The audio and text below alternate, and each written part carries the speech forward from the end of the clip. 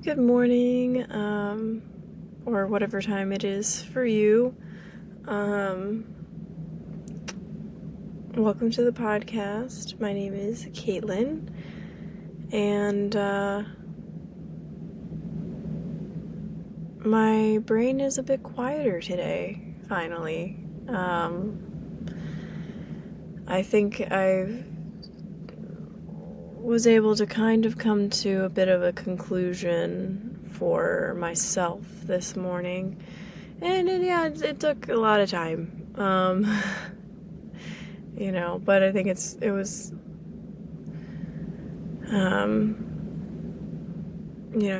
glad I finally came to a conclusion for myself for how,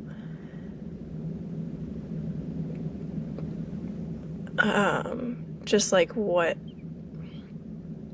my life looks like. And it doesn't mean I won't continue to think about this, but I think I won't continue to think about it in like, the obsessive kind of unable to stop thinking about it way.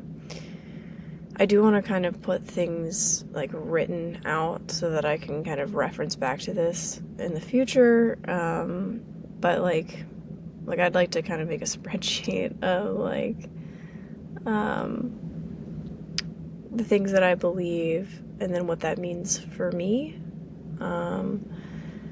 But I think for me, I am a very imaginative person. I'm very curious.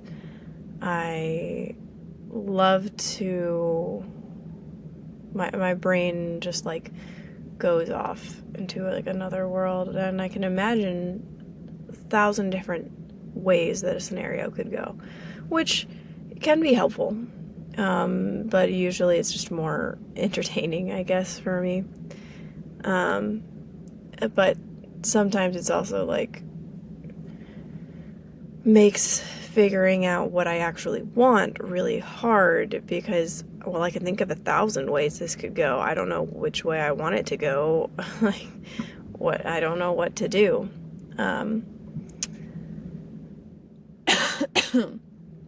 So, I think that for me,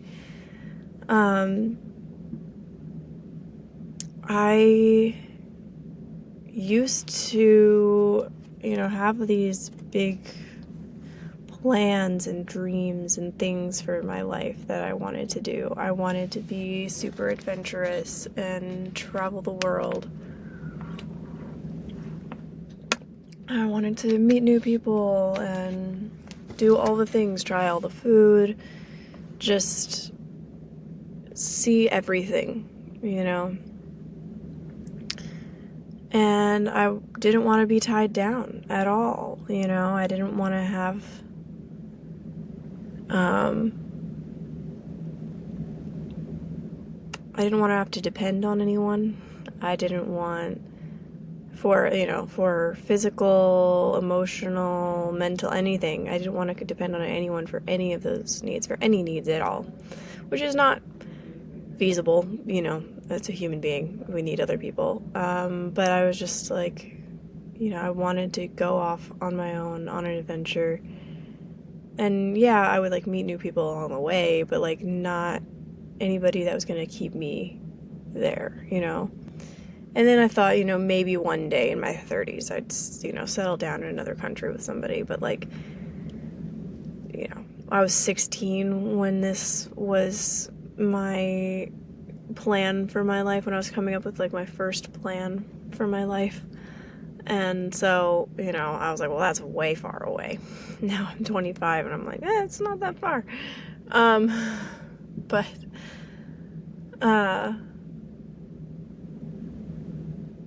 I wanted all of those things. Part of me still does. But I think I wasn't really taking into consideration myself, who I am,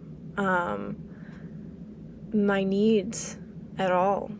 And I think the more I've been learning about what those are, what my needs are, the fact that I can become very dysregulated quite easily. I can get easily overstimulated. I think way too much about stuff. You know, those things wouldn't change just because I left where I am. Just because I went off somewhere, you know, my brain would still be the same. And I think that trying to reconcile what I want or desire and what I can actually do, what I am capable of, are two very different things.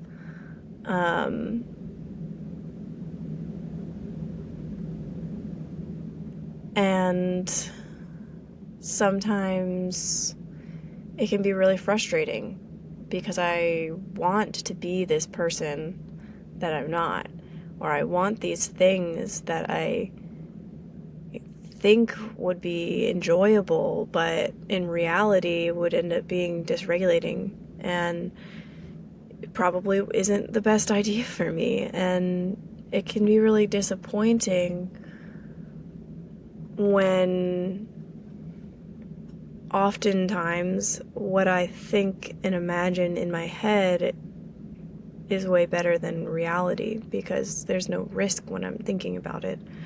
But when I actually do something, there's so many more factors than just what I imagine in my head, you know? So I think that while I do want to travel, and I probably will, I was never going to be able to do it on my own. And that's kind of hard to admit. But, you know, I had all the opportunities, time to figure out how to do it before I was, you know, in a relationship with my current partner. And, you know, I still could. That's the thing. Like, let me pause this for a second. Oh no, where's the pause button? Pause button. Oh shit. Well, I don't know where the pause button freaking went, but it was there one day and now it's not. So hopefully I can put these two videos together. But anyways, my coworker was calling me, and I figured it was pretty important because they don't normally call me. Anywho, yeah, back to what I was talking about. I don't think I ever would have done all of the things that I want to do, you know? Like, I didn't. I didn't do them. I was close. Closest I had ever been to pulling the trigger on, you know, doing a work abroad thing, right before I met my partner. However, I'm terrified of lots of things, but specifically being alone.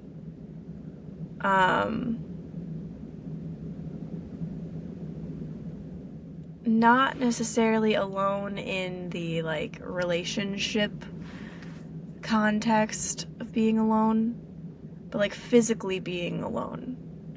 Like, what if something happens and there's just no one? I've never been alone, and I think that is part of it. The one time I was pretty alone went horribly. So not only do I don't have much reference for being alone, but the only reference I have for being alone was horrible. Didn't really set me up very well. And I'm afraid of being a single female doing anything, you know? I'm afraid of being assaulted. Afraid of, I don't know, I'm afraid of having a mental breakdown and no one being there, having panic attacks and being alone. Just like all of that sounds terrible to me, And knowing how I can be, I feel like I'd probably end up giving myself a panic attack, just by overthinking, oh, well, I'm alone, and if I have a panic attack, that'd be terrible. And so then I like start the spiral by like not wanting to have a panic attack. I've done that before. That's how incredible my brain is. And I'm just trying to accept the fact that my desires and my capabilities are different. And it doesn't make either of them wrong. And that's hard to understand, as I don't know if it has to do with my neurodivergence or whatever, but to wrap my head around two things coexisting at the same time that are different but also okay, also correct. Like I'm allowed to have a desire that I will never be able to fulfill because that's just my reality. It's pretty weird. Yeah, I don't know. I feel a lot more calm though today. My anxiety is not so bad. I did a lot more to regulate myself this morning though. I got up and took a shower and like took my time. I think that's, as much as I hate getting up half an hour earlier than I like have to get out of the house, it gives me a little bit more time to like wake up and not be so like jarring.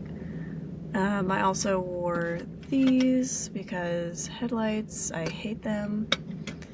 And then I was also wearing these because my car and like the heat, and it was freezing, and so I had the heat on like blasting when I got in the car, and then like I'm trying to listen to a podcast, and I just and then my car kind of rattles a little bit. She's old, real old.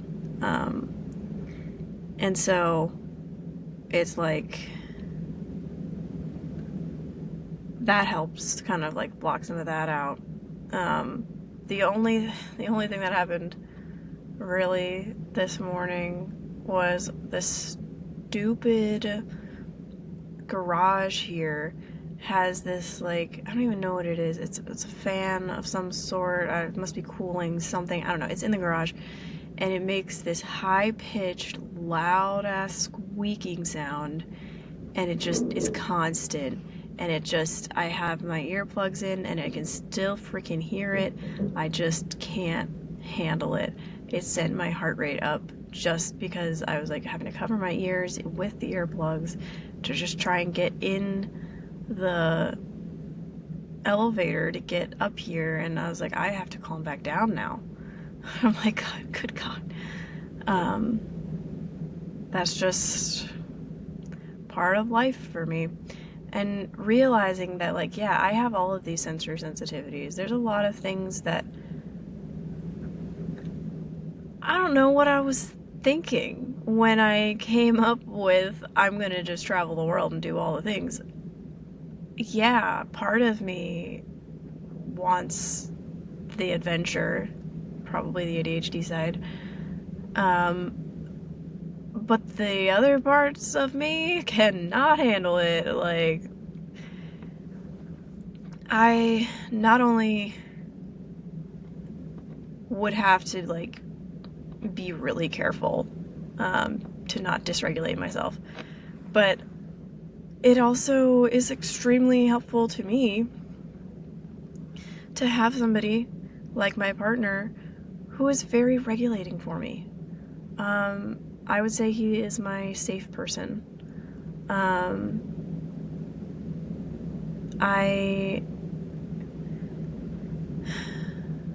I feel like it's so much easier for me to try new things and do new things when I have someone that I'm comfortable with, that I can lean on. And it's hard for me to admit that, because I've always wanted to be so independent. I don't know why, but I've just always wanted that. I've never wanted to have to depend on anybody. And that's just not my reality. So, yeah, I've talked about this for like 15 plus minutes now, but it's something that's really important that I fully grasp. While I may have beliefs that, these things are okay, these things are, natural, understanding that where I fit in that also is really important, because just because something isn't wrong doesn't mean it's right for me. So, yeah. And it's been a journey coming up with that conclusion. And I'm going to try really hard to keep my nervous system regulated.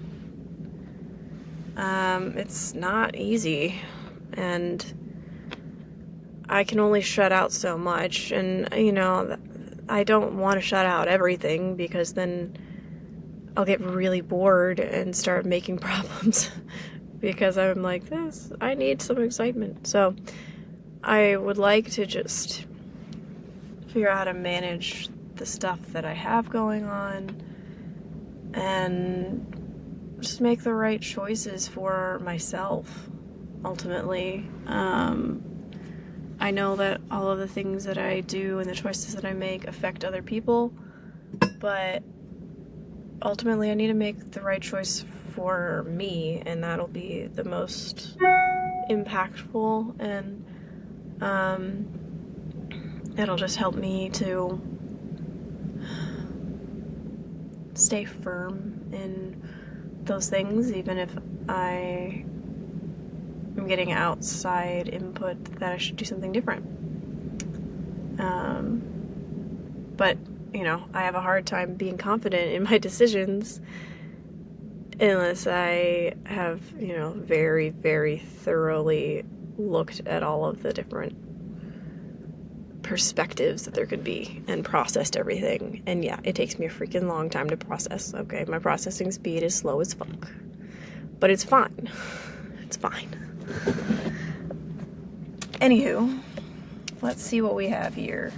I think I actually have time for this. Yeah, I've got time today. I've got time.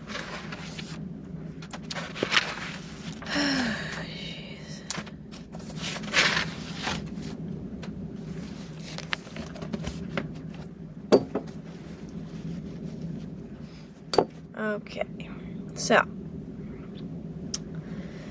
cultivating neurodivergent friendly environments.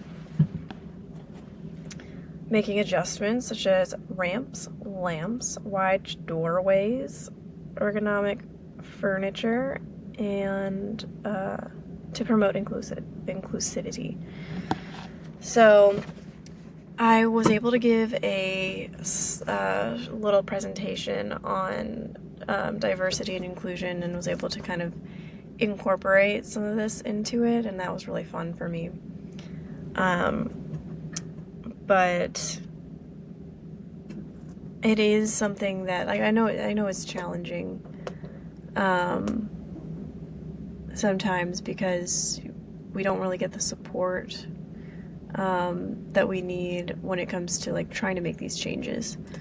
It costs money to make changes and to be inclusive. I think that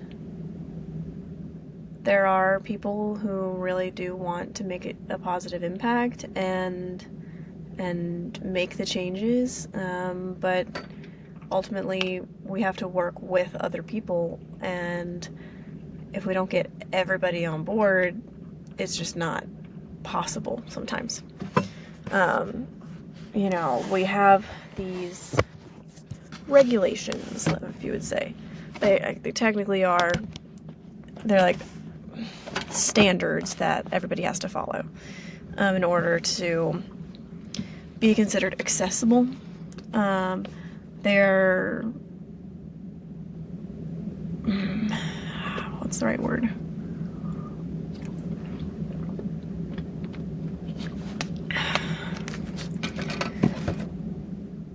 Nowhere near inclusive enough.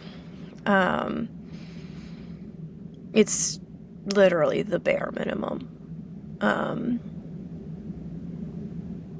But a lot of the times people are like, well, we did the bare minimum, so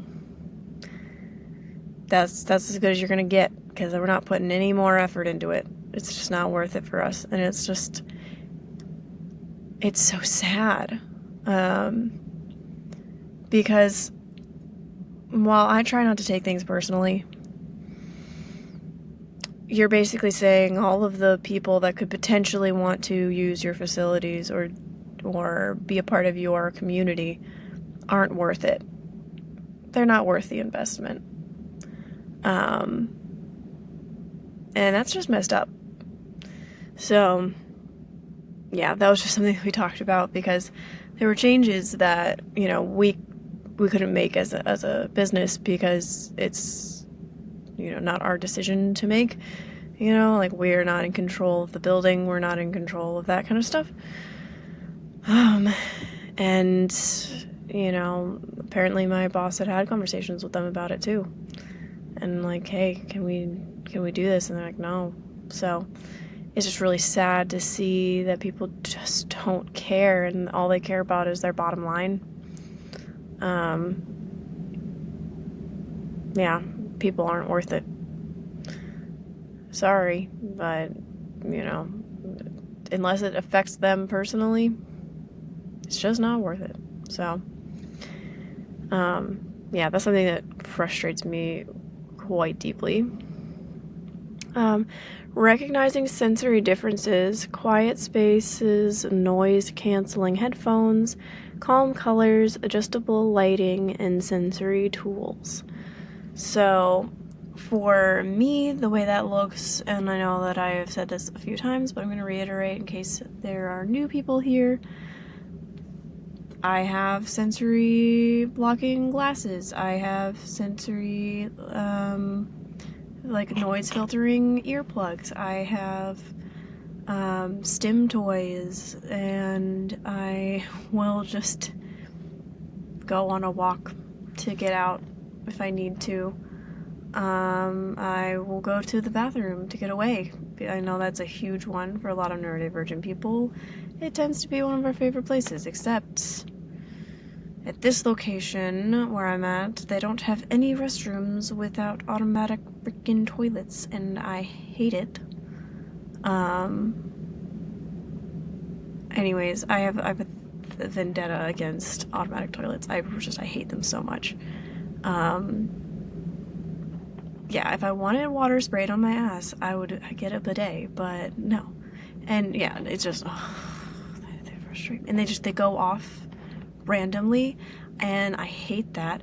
I'm just like, I need to be in control of when this flushes. Do not flush for me, please.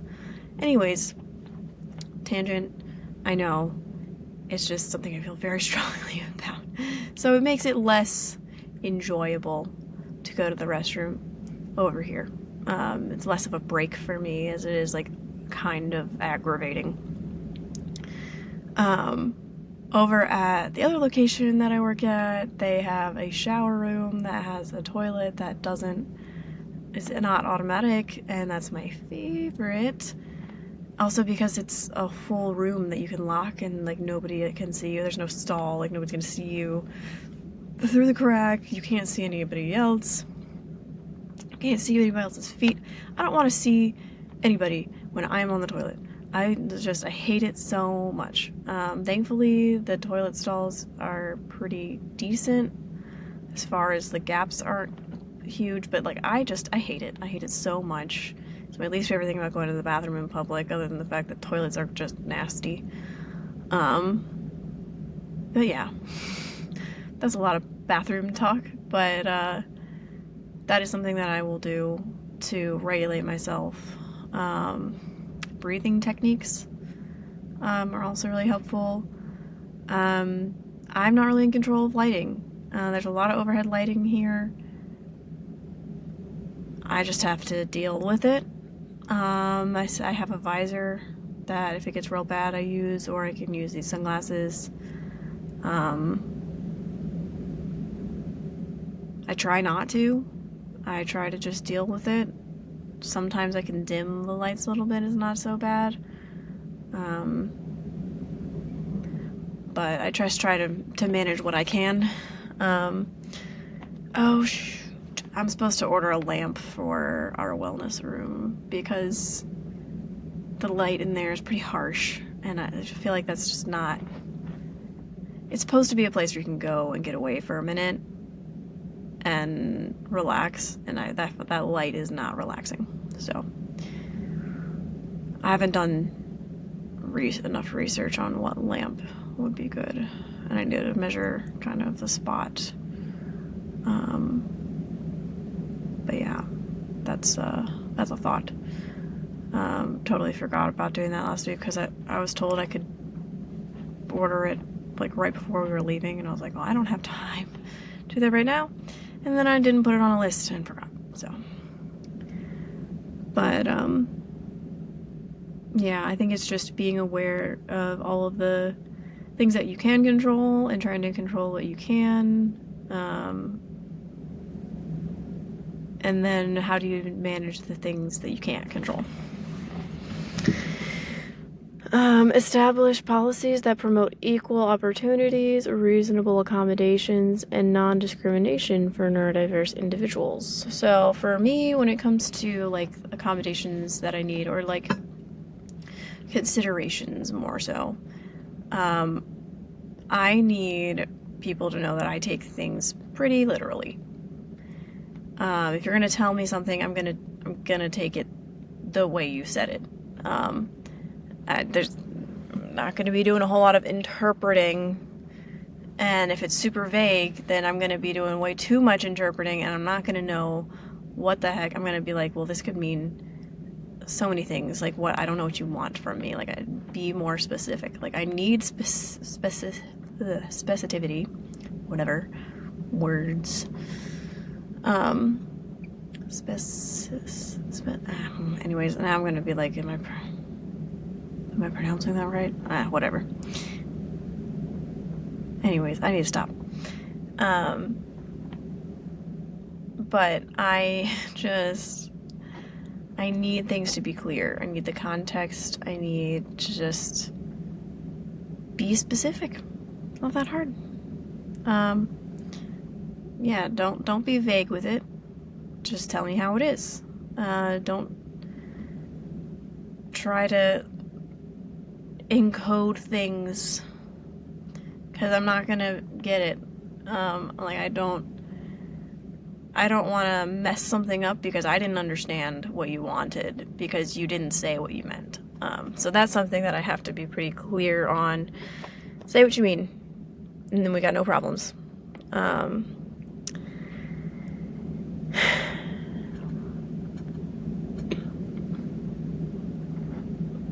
Yeah. And I'm sure there are other things kind of related to that topic of communication. Like, I don't need I know I mentioned it before, but like one time my manager said something like, this is a mandatory thing, like get over here. Everybody is needed right now or you're gonna be in trouble, essentially.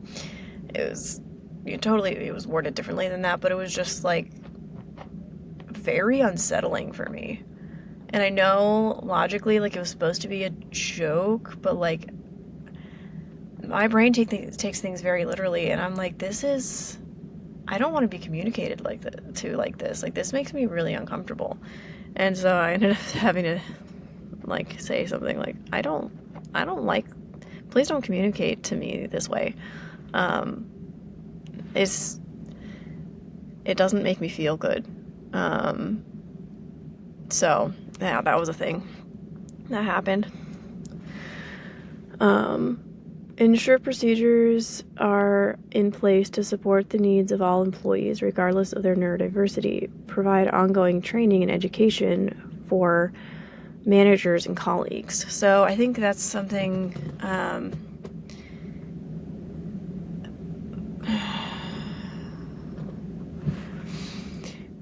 it can be difficult to get people to see the value in continuing education on things like that, where it may not be specifically job related, but it is related to your team and people on your team. And so if you really care about being inclusive and, having a functional team, it is really important. I think it can be hard to see how spending time on something that's not specifically work related to like the tasks that you're doing, to see how that could be beneficial. But if you're working together more smoothly as a team and everybody is being well supported, then you're actually going to have a more functional team. Is worth that little bit of investment where maybe otherwise you probably wouldn't have put in. It's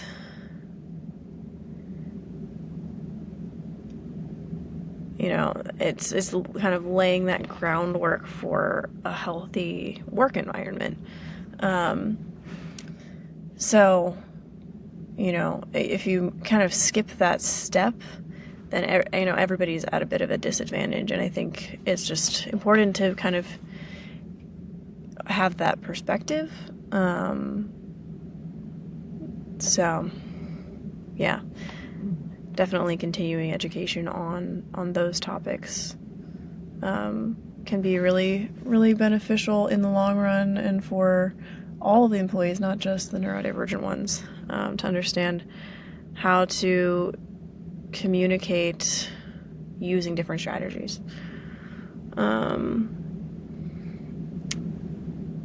Equip managers and colleagues with knowledge and skills needed to support neurodiverse individuals effectively, facilitating peer support networks and provide guidance and encouragement for neurodiverse individuals. It's kind of going along the same thing, where it's important to have that framework, and understanding when you're going into, especially if you're in management where you're going to be working above other people, you're going to be managing other people, chances are you're going to end up managing a few neurodiverse people. And so it's really good to understand what neurodiversity is, in order to, best support your staff, and to reduce the amount of negative interactions that you have, or misunderstandings, or all of those things. Anything negative that could possibly come out of it, if you have that education and knowledge ahead of time, can kind of avoid some of that. Not all of it, but definitely create more awareness and understanding. Create opportunities for recognition and appreciation of diversity within the organization. So that's something we definitely talked about, not only with neurodiversity, but with any diversity. We thrive in diversity as a species, as a community, and as just the planet in general. I was listening to an episode of a podcast today, and they were talking about biodiversity and how it's extremely important to have biodiversity in a garden situation, on a farm, really anywhere, because you end up having more growth, less invasive pests, and everything can thrive together when you have diversity. And so I think same goes for us as people. We need to celebrate those things that are different, because those are things that help keep things running and keep things flourishing. And if we don't celebrate those things, historically, a lot of times those things have been punished and suppressed and hidden, and then we end up in this very mechanical kind of state where everything has to be the same, and a lot of negative things thrive in that environment. So I think it's just better for everyone if we can just celebrate those things about ourselves that are different. Implementing assessment tools and using feedback data to track the effectiveness of neurodivergent initiatives in promoting inclusion and diversity. I can read. It's my handwriting. But yeah, having ways of tracking what's effective and what's not effective in really anything, not just neurodiverse affirming care or practices, but overall, you're not going to know what the right thing is the first time all the time. Like, that's just not how life is. But if there's a way to track, like, is this successful? And if it's not, how can we tweak it? Do we need to come up with something totally new, or do we just need to adjust? Same with other ways of being inclusive. Is this actually working, or was it maybe better on paper than in reality? So anyways, I've been talking your ear off now, but really good stuff today. I'm feeling a lot better, and I'm looking forward to really getting back into the things that I enjoy and not thinking so philosophically about what's the meaning of life and all of the things. So, yeah. Anywho, thank you for listening. I appreciate you guys a lot, and it's supposed to snow, so we'll see. We'll see if I am back on tomorrow. I'm not sure. But I hope you have a good rest of your day, and that you always remember that you are enough.